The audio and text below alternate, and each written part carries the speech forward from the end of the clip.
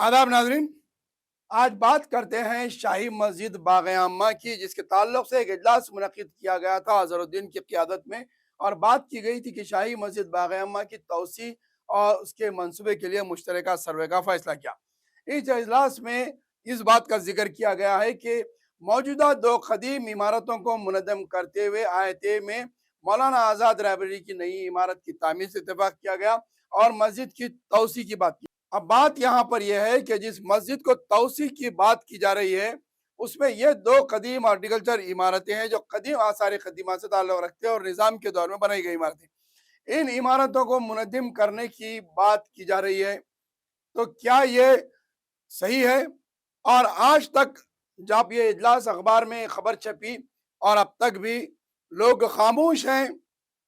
आखिरकार इस मस्जिद को जो तारीखी इमारतें हैं, इससे मुतसिल दो जो नियाज खाना की इमारतें लगी हुई हैं, जिसमें एक में मौलाना आज़ाद रिसर्च इंस्टीट्यूट था, पहले उसे हटाया गया और अब उस इमारत को मुनद्दिम करने के लिए मंसूबा बनाया जा रहा है।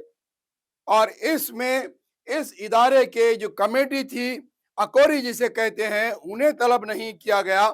यह तस्वीर आप देख सकते हैं, बाबरी मस्जिद से 1992 में शहीद किया गया, जिसमें वजीर आजम उस वक़्त के नरसिम्हा राव मौजूद थे और मुरली मनोहर जोशी बीजेपी के मशहूर बड़े लीडर, और बाल ठाकरे महाराष्ट्र से, एल के अडवाणी, और इसमें प्रवीण टोकाडिया है। इन लोगों के तमाम तकारीर उस वक़्त जिस तरीके के रहे, और ये बाबरी मस्जिद की शहादत के टाइम पे उस वक़्त अयोध्या में मौजूद भी थे और इनके बयानात थे। और नरसिम्हा राव की निगरानी में, यानी कि उस वक्त के उनके वजीर आजम की मौजूदगी में इस मस्जिद को शहीद किया गया। और आज तक भी इन तमाम अफराद को उस मस्जिद की शहादत का जिम्मेदार ठहराया जाता है। और फिर कांग्रेस का क्या हशर हुआ, और अब जहां पर इस मस्जिद को शहीद करने पर हम आज भी 6 दिसंबर को सिया दिन मनाते हैं, लेकिन अब बात यहाँ पर बागयामा की मस्जिद और इस कदीम इदारे को मुनद्दिम करने की बात की जा रही है। तारीखी इमारत को हिफाजत की बजाय इस इमारत को गिराने की बात की जा रही है, और ये अफराद इसमें मुलविस हैं। आप देख सकते हैं, मस्जिद के खतीब हैं, अजहरुद्दीन है, प्रिंसिपल सेक्रेटरी है, टिमरीज के चेयरमैन है, और फिर नामपल्ली एमएलए हैं। तो क्या ये अफराद इसके जिम्मेदार हैं? और इनकी जिम्मेदारी में ये मस्जिद की कदीम तारीखी इमारतों को मुनद्दिम करने का मंसूबा बनाया जा रहा है। और शहर के दानेश्वर, शहर के साहिब अकल अफराद और जो मस्जिद का दर्द रखने वाले अफराद होते हैं, वो खामोश हैं। क्या ये तारीखी इमारतें एक खतीब को खुश करने के लिए और उनके बनाए हुए मंसूबों को पूरा करने के लिए ये इमारतें मुनद्दिम कर दी जाएगी? ये तमाम अफराद एक शख्स के इशारे पर काम कर रहे हैं। क्या बागयामा की मस्जिद और उसका अतराफ का अहाता अब मस्जिद के खतीब के लिए राजभवन बन गया है?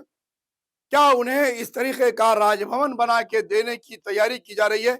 और दूसरी अहम तरीन बात, ये तमाम अफराद जहां इनका खुद का मफाद होता है तो ये आते हैं, वरना ये नहीं आते। ये अपने चैम्बर्स में खाली अहकामा दे देते हैं। तो अब बाबरी मस्जिद के बाद बागयामा की मस्जिद के तारीखी इमारतों को मुनद्दिम करके शहीद करने का मंसूबा बनाया जा रहा है। या कोई भी सरकारी काम होता है तो ये बात सबको मालूम है कि कॉन्ट्रैक्टर से हर लीडर तक कमीशन पहुंचता है, कि बगैर कमीशन के कोई प्रोजेक्ट पूरा नहीं होता। अब इस मस्जिद की तौसी में जो प्रोजेक्ट तैयार हो रहा है, उसमें इन तमाम की कितनी हिस्सेदारी है?